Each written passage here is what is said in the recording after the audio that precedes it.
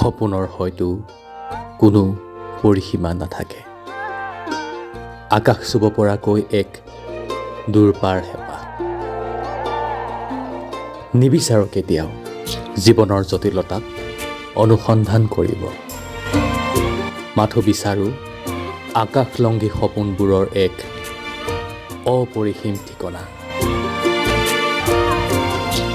নাজানো দুচকুত ৰখা সপোনবোৰ বাস্তৱত পৰিণত হ'ব নে নহ'ব, কিন্তু হৃদয়ৰ কোনোবা গোপন চুকত বিশ্বাসৰ এগচি বন্তিয়ে যেন মনটোক পোহৰাই তুলিছে।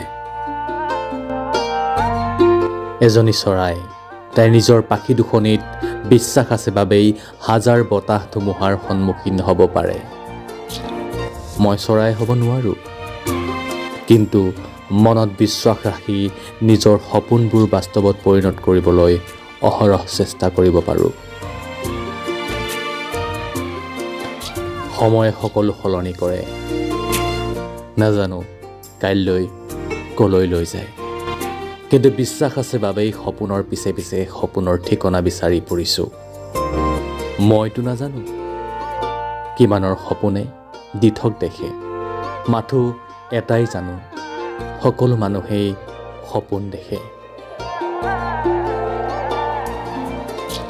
পুৱতি নিশাৰ সেই সপোনটো অজানিতে আকৌ আহিল।